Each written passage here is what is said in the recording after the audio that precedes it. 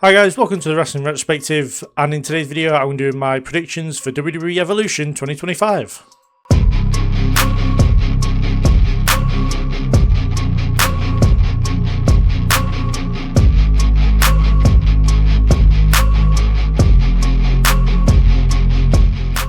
So first up we have the women's 4-way tag team title match between Sol Ruca and Zaria, the Kabuki Warriors, so Kairi Sane and Asuka, the team of Charlotte Flair and Alexa Bliss, friends of convenience if you will, and the Judgment Day, which is Roxanne Perez and Raquel Rodriguez.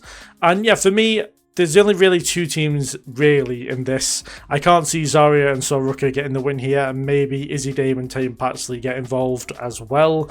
I can't see the Kabuki Warriors getting the win here, even though Kairi Sane has beaten every female member of the Judgment Day that's going somehow, and somehow not injured them as well. But no, it comes between the Friends of Convenience, Alexa Bliss and Charlotte Flair, and Raquel Rodriguez and Roxanne Perez. Personally, I feel like if you're going to do something good storyline-wise, you'll have Roxanne Perez and Raquel Rodriguez retain here, so then Raquel trusts Roxanne Perez through and through. They start becoming more of a team, like a more fluent team, if you will, and then, you know, Liv does become more replaced within the Judgment Day, and then when she returns, we get a storyline between all of them, which I'm sure will be very, very good. It worked very well with Rhea. I can see it working out very well with Liv, but this is Charlotte Flair we're talking about. And there's nothing WWE like more than putting a title on Charlotte Flair, especially one that she hasn't held a lot. I think Charlotte Flair's only held the tag team titles once, and that was with Asuka back in 2020, I believe, or 2021. But I'm gonna go with the Judgment Day. I'm going to go with Roxanne Perez and Raquel Rodriguez and put my faith in Triple H to go with the better storyline option rather than Charlotte Flair and Alexa Bliss, with those two kind of maybe losing here, earning another title shot down the line, and then coming to blows. Because the thing with this team, like most Friends of Convenience teams, you know one's going to betray the other eventually, and I feel like, though I hate Charlotte Flair as a face, Alexa Bliss betraying Charlotte would be the thing that makes the most sense. A bit like a very, very low-key Adam Cole and MJF situation, where we know one of them's going to turn on them eventually, we just don't know which one it's going to be.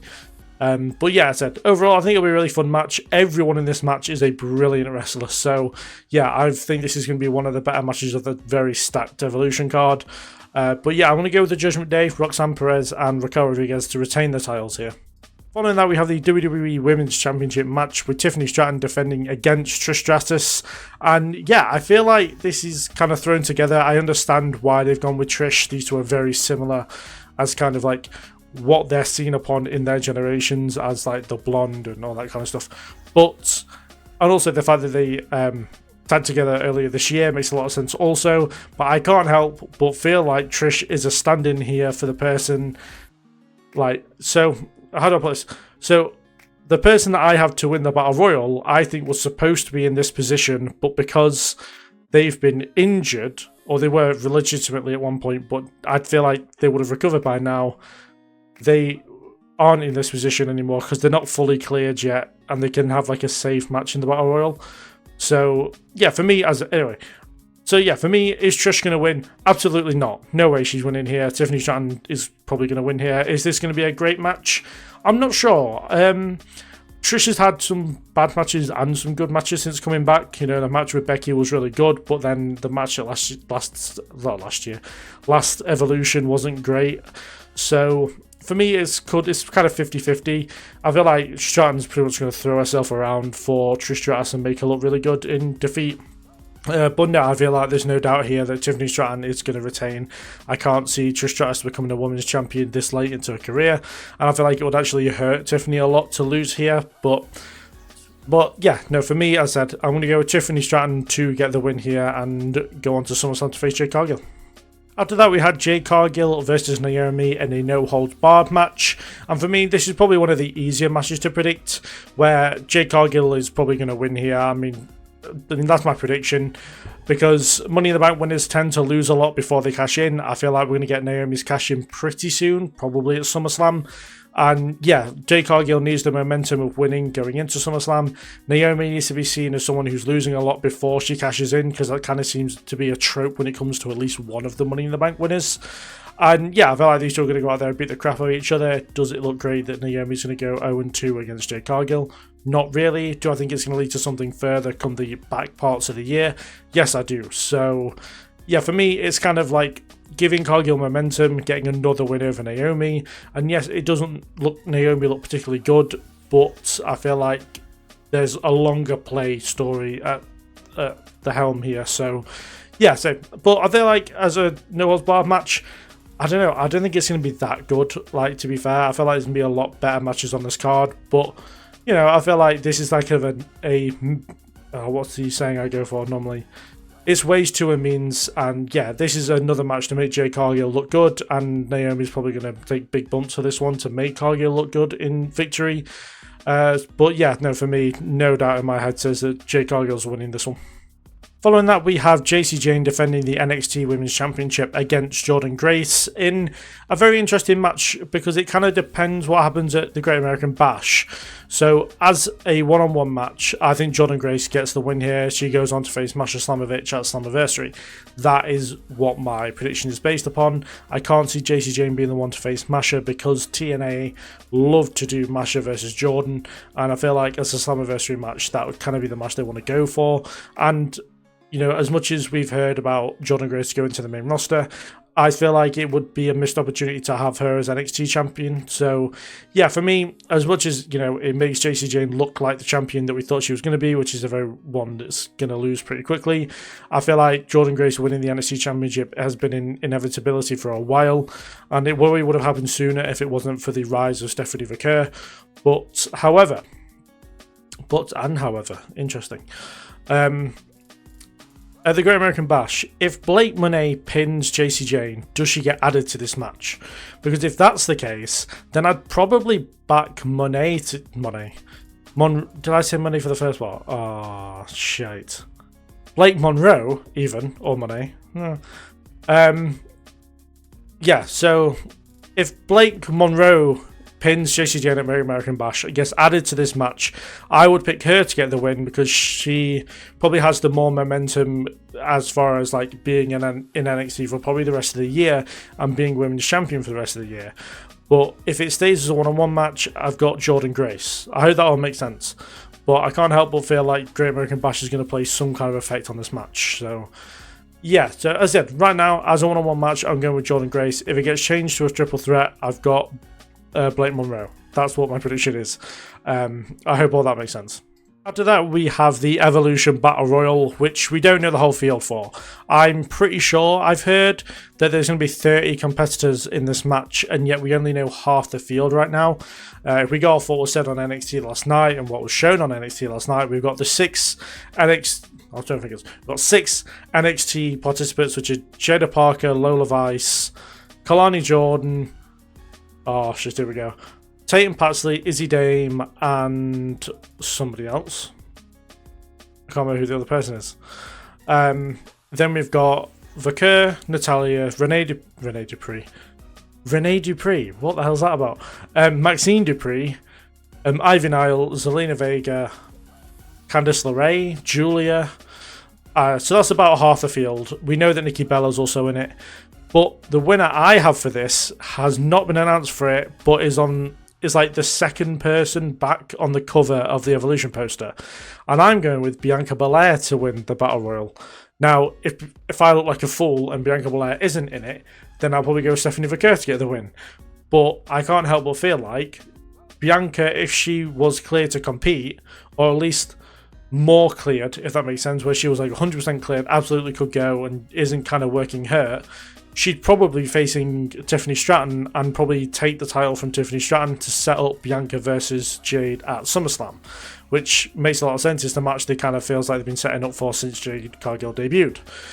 But if we have it here where Bianca Belair wins the Battle Royal, Cargill wins the title at SummerSlam, and Naomi tries to cash in at SummerSlam, we could have the Naomi Belair, Cargill triple threat at Clash of Paris.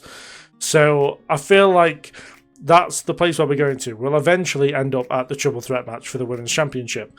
But the injury to Bianca Belair, which I don't believe is broken fingers. I feel like she did break her fingers at WrestleMania, but she's recovered from that, but she has an underlying injury of which we haven't been told about, which has kept her out for nearly 3 to 4 months. So, yeah, I feel like her being in the Battle Royal, she doesn't have to be as physical in that match. She can just be down in the corner or fighting people in the corner and not doing that much. Do a little bit more towards the end to get the win. So, yeah, for me, I'm going to go with Bianca Belair, hoping that she actually appears in it. But if she doesn't appear in it, I've got Stephanie Vicker. After that, we have the Women's Intercontinental Championship match with Becky Lynch defending against Lara Valkyria and Bayley. In the match that I'm looking forward to the most, I feel like this is probably going to be match of the night, in my opinion. I feel like Io and Rhea is probably going to be a close second to match of the night, and probably close second to the match I'm looking forward to the most. But yeah, I feel like this should probably go on last, to be fair. This is going to be a wrestlers wrestling match, in my opinion. And yeah, these three are going to go out there and absolutely kill it. I'll be very disappointed if this isn't one of the higher regarded matches of the whole weekend, let alone of Evolution. But yeah, for me, I'd love to sit here and say that Lyra Valkyria is going to beat 2 of the 4 horsewomen and regain the Intercontinental Championship. But I do not think with my heart, I think with my head. And for me, I'm going to go with Becky Lynch to retain. After that, I would love to see Bayley get the championship as well. I feel like there's a lot of good stuff Bayley could do with the championship. But Becky Lynch seems to be on some kind of career resurgence as a heel. And by the way, this heel character is a lot better than the big-time Beck stuff we got a few years ago when she returned and took the title from Bianca Belair. And yeah, this version of Becky I'm enjoying a lot more, though she's very annoying. And to be fair, I'm surprised that we haven't heard from Daniel Bryan about this match because if you remember back a few weeks ago to the promo that Becky Lynch did, technically this match is Becky Lynch versus Garbage versus Recycling. And Daniel Bryan will not be very happy to know that Becky Lynch is trying to fight Recycling. But yeah, no, for me, jokes aside, I said I would love to see Lara Valkyria get the win here. I feel like it would make her... This would probably be the biggest win of her career if she were to beat 2 of the whole horsewomen. But I don't think that's going to be the case. I feel like there's definitely a horsewoman walking out of this match a champion, and I think it's probably going to be Becky Lynch. And finally, what I assume will be the main event, we have Io Sky defending the WWE Women's World Championship against Rhea Ripley in a match that I feel like, again, is going to be one of the better matches of the show. I don't think it's going to be one of the better matches of the weekend, though, because, I don't know, it's kind of hit and miss with Rhea. Rhea can sometimes have a really, really good match, and sometimes she can be a bit hit and miss, so... But of course, Io only has good matches. So yeah, I'm looking forward to this one either way. Probably my second favourite match as far as looking forward to it wise, if that makes sense. But yeah, for me, who do I think is going to win? I think it's probably going to be Rhea. As much as I'd love for Io to retain, the fact that Io hasn't defended that championship since WrestleMania, the fact that she's barely been on TV over the last few months, I just can't see a situation where Rhea doesn't walk out as champion. WWE, for whatever reason, seems to have forgotten interest in Io Sky, which is just insane to think about. But yeah, no, I can't. The thing is that I can't imagine what Io's going to do after losing the championship. I'm worried that she's going to get lost in the shuffle a lot. But then at the same time, we have a big SummerSlam coming up. It's going to be the first 2 nights SummerSlam. A lot of new viewers are going to be watching, and they're probably going to want the title on Rhea. So, you know, it makes a lot of sense that way. And yeah, ever since this match was announced and when they were kind of teasing this match, my head has just said that Rhea's going to get the win here. So, yeah, as much as I'd love for Io to continue her great title reign, it's not been that great, to be fair. But as much as I'd love to see Io just be champion still, I think she's going to end up losing it back to Rhea at Evolution. So those are my predictions for WWE Evolution 2025. Do put down in the comments below who you think is going to win, if there are going to be any surprises. Do we get any shock entrants in the Battle Royal? Who do you think is going to win the Battle Royal? But yeah, all that kind of stuff. Let's have a good chat in the comments about Evolution. And yeah, do like the video if you enjoyed it. Do, stick around and do subscribe. There's a lot of coverage coming over this weekend of, all the wrestling that's going on, pretty much. So we've got All In, Evolution, and the Great American Bash reviews coming, and as well as tomorrow there is a Evolution 2018 review coming on the channel as well, so do check that out. And yeah, I'm trying to get to 1,000 subs before SummerSlam, so do subscribe and all that. And yeah, thank you very much for watching, and I'll see you guys in the next one.